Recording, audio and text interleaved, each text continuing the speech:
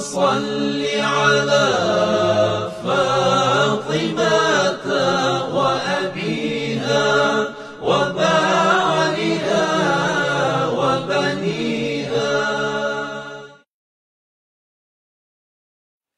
قرآن، توضیح المسائل، صحیفہ سجادیہ، صحیفہ مہدیہ، صحیفہ رضویہ، صحیفہ امام حسین، صحیفہ زہرا، اسی طرح مختلف ائمہ کے صحیفے، صحیفہ علویہ، امام علی کا صحیفہ، کتابوں کی شکل میں ان کی دعائیں وغیرہ ہیں. اسی طرح نہج البلاغہ، آقا امیر المومنین کے خطبات، یہ ائمہ اطہار کی طرف سے ہمارے لیے تحفے بھی ہیں، ہمارے لیے ان کی نشانی بھی ہے. کس حد تک ہم اہمیت دے دیتے ہیں؟ پیغمبر یہ پیغمبر اسلام کے پیچھے ہے. مثلا پیغمبر اسلام کا ایک بال ہے، ٹھیک ہے، وہ اپنی جگہ مقدس ہے، ایک محترم ہے، تو اور اس کے اپنے اثرات ہیں، کیونکہ ہمارے احادیث میں پیغمبر اسلام کے بالوں کے اپنے اثرات ہوتے ہیں. آقا امام رضا علیہ السلام کے پاس لائے تھے یہ پیغمبر، انہوں نے دیکھ کے ایک دو بال الگ کیے، کہا یہ نہیں ہے، صرف یہ تینوں ہیں مثلا. یعنی اس حد تک ائمہ اطہار فرماتے یہ ایک دو بال کہ یہ پیغمبر کے نہیں ہیں. باقی دقت کرتے ہیں، ان کے برکات ہوتے ہیں، وہ اپنی جگہ. لیکن نہج البلاغہ کیا امام علی کے بال سے کم ہے؟ صحیح نہج الفصاحہ، پیغمبر اسلام کی کتاب، نہج الفصاحہ، اردو، فارسی، عربی سب موجود ہیں، انگریزی ترجمے کے ساتھ. کبھی پڑھے؟ یہ پیغمبر کو آپ کے ہاتھ میں رکھیں، ایک طرف صحیفہ نہج الفصاحہ رکھیں، خود سوچیں. یہ پیغمبر اسلام کا بال ہے، ٹھیک ہے نا، بھائی سے برکت ہو رہا ہے. لیکن صحیفہ آپ کے لیے ہدایت کے عنوان سے پیغمبر اسلام کے احادیث اس میں. اسی طرح سے نہج البلاغہ، آقا امیر المومنین کے مثلا ابھی نعلین پیغمبر لے کے آپ گھومتے رہے. نعلین پیغمبر خود جو ہے ایک چیز ہے، پیغمبر اسلام سے منسوب ہونے کی وجہ سے ہیں، اس کا ہم منکر نہیں ہیں، ٹھیک ہے نا، متبرک ہیں، کیونکہ قدم مبارک پیغمبر اسلام ہے.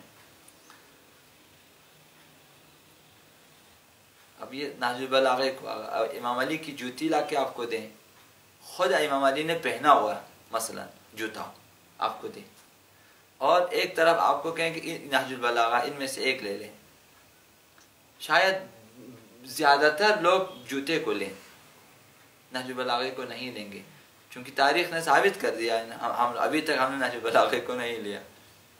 اگر امام علی کا جوتا مل جائے تبرک کے لیے، ہم لوگ شاید گنبد، زری سب کچھ بنا لیں، کہ اس جوتے کو محفوظ رکھنا ہے. اور روزانہ خواتین اور مرد اور جوان جانا چاہیے، زیارت کریں، انہیں مسئلہ نہیں ہے. یہ کہہ رہا ہوں کہ وہ اس میں حرج نہیں ہے. لیکن آپ وہاں سے کیا حاصل کریں گے؟ امام علی کی جوتی سے کیا حاصل کریں گے؟ اسی طرح پانی، پیغمبر اسلام کے وضو کا پانی متبرک ہے، اصحاب لے لیتے تھے، فرشتے لے لیتے تھے. اہل بیت کے مثلا غسل کا، وضو کا پانی متبرک ہیں تو ٹھیک ہے. لیکن اہل بیت اپنا سب کچھ قربان کیا انہی تعلیمات کے لیے، جن کو، اور خصوصاً نہج البلاغہ، نہج الفصاحہ اور صحیفہ سجادیہ میں ایک فرق ہے. فرق کیا ہے؟ جس سے اس کی اہمیت ایک خاص حوالے سے اور بڑھ جائے گی. وہ یہ کہ نہج البلاغہ کو امام علی نے نہیں لکھوایا، نہج الفصاحہ کو پیغمبر اسلام نے خود نہیں لکھوایا کہ یہ نہج الفصاحہ لکھواؤ، تم لوگ لکھ دو. نہیں، یہ کتاب جو امام سجاد علیہ السلام کی ہے، انہوں نے لکھوا دیا ہے. ایسا نہیں ہے کہ سجدے میں لوگوں نے سنا اور لکھا ہے. امام سجاد نے کہا املا ہے یہ، جس طرح اسکول میں املا کبھی لکھا ہے، ہاں تو املا ہے یہ.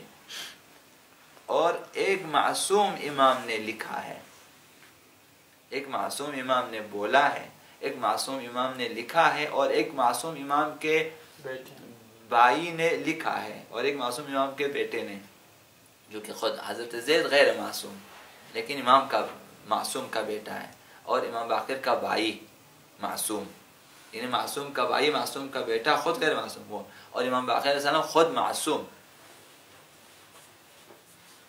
ایک معصوم نے املا کرا، دوسرے معصوم نے لکھا اور اس کی حفاظت کی. امام جعفر صادق علیہ السلام نے ان کے اندر یہ سلسلہ رہا، ان نسخوں کو حضرت زید اور حضرت امام باقر کے نسخوں کو بار بار جو تطبیق کرتے رہے، دیکھتے رہے کہ ان میں کمی بیشی تو نہیں ہوئی.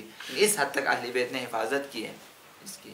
اور یہ میراث آقا امام سجاد ہے. روتے ہیں نا مصائب آقا امام سجاد کے لیے. شاید میں کہہ رہا ہوں، شاید ہم اگر اس کی خاطر روئیں، شاید آقا امام سجاد زیادہ خوشحال ہو جائیں. صحیفہ سجادیہ کے لیے اگر ہم روئیں کہ اسے کس طرح سیکھیں، کس طرح اس پہ عمل کریں، کس طرح ہم آگے پہنچا دیں، کس قدر ہم اس پہ کام کریں، کس قدر کام ہو سکتا ہے اس پہ.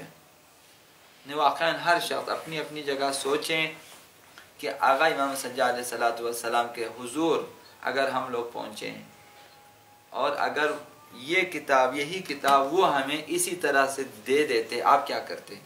دیکھیں ائمہ اطہار، انبیاء اور مقام معظم رہبری، فقہا، مجتہدین کس لیے ہیں؟ وہ انہی تعلیمات کی خاطر ہے. یہ جو ان کے اندر ہے، آقا امام سجاد نے انہیں خود کو پیش کیا ہے. میں اس طرح سے بیان کروں گا کہ دیکھیں آقا امام سجاد اس کے اندر ہے، اسے ہضم کریں، سینے میں اتاریں. ان کی تمام زحمتیں اس کے اندر ہے، ان کی آرزو اس کے اندر ہے، ان کی محبتیں اس کے اندر ہے، ان کا عشق اس کے اندر ہے، ان کی امامت اس کے اندر ہے، ان کی ولایت اس کے اندر ہے. یعنی وہ خود اس کے اندر ہے. وہ جو آقا امام سجاد کو آپ دیکھ رہے ہیں درباروں میں، زندانوں میں، وہ کون ہے؟ ہتھکڑیاں ان کے جسم کو لگی ہیں، تازیانے ان کے جسم پہ پڑے ہیں، ٹھیک ہے نا. روح اذیت ہو جاتی ہے ان کے ساتھ ہیں، لیکن روح آقا امام سجاد اس کے اندر ہے. روح آقا امام علی ان کے خطبوں میں، غرر الحکم میں ہے، نہج البلاغہ میں ہے. روح پیغمبر اسلام ان کے خطبوں میں ہے، ان کی سیرت میں ہے، نہج الفصاحہ میں ہے. یعنی ائمہ نے اپنی تعلیمات ان کے اندر رکھ دی ہمارے لیے. تو خوب سوچیں کہ اگر آقا امام سجاد ایک کتاب دیں جسے ہم پڑھ سکیں، ہضم کر سکیں، سوچ سکیں، سمجھ سکیں، دنیا کو ہم درست کر سکتے ہیں، زمینہ سازی کر سکتے ہیں، معرفت حاصل کر سکتے ہیں، جس سے ہم خدا کو راضی کر سکتے ہیں. خالی امام زمان کے سامنے خالی صبح سے شام تک بیٹھے رہنے سے نہیں ہوگا. اگر اس سے کچھ ہوتا تو پھر خلفاء کو تو واقعا جنتی ہونا چاہیے. کتنے سال پیغمبر اسلام کے ساتھ رہے، کھائے پیے، اپنی بیٹیاں بھی دی پیغمبر اسلام کو، لیکن خود نہیں بدلے. تو ائمہ کے ساتھ رہنا سعادت ہے، بشرطے کہ اندر سے بھی انقلابی ہو. یعنی ائمہ کی اطاعت، بیعت، ائمہ سے تعلیمات لینا اور عمل کرنا اور اپنے مقامات آگے بڑھانا اور خدمت. اگر یہ نہ ہو، اگر ائمہ اس طرح راضی ہو جاتے ہیں تو آج بھی یہ موقع فراہم ہے سب کے لیے کہ ہمارے پاس یہ تعلیمات ہیں. یعنی آقا امام سجاد بول رہے ہیں، ان کی کتاب انہوں نے لکھوا دی ہے، کہ یہ لکھوا دیں اور میرے شیخوں تک پہنچا دیں آگے. یا آقا امام سجاد کی طرف سے. تو خوب دقت کریں، نہ کہ صرف ادھر پڑھیں، گھروں میں جا کے پڑھیں، انگریزی میں پڑھیں، فارسی میں پڑھیں، عربی میں پڑھیں، ہر طرح سے پڑھیں، اور یہاں سے اپنے لیے درس نکالنے کی کوشش کریں. ایک ایک جملہ اسے یاد رکھنے کی کوشش کریں، اس پہ ایک جملے پہ عمل کرنے کی کوشش کریں،